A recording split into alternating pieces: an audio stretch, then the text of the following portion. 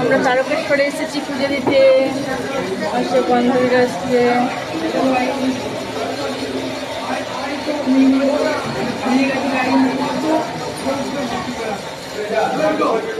আমরা যাচ্ছি পুজো দিতে সবাই।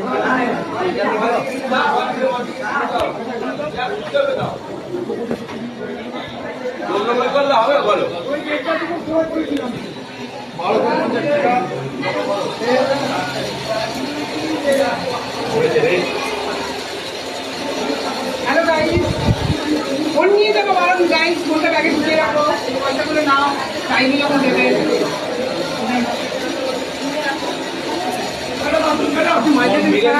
আমরা এখন মন্দিরে যাচ্ছি।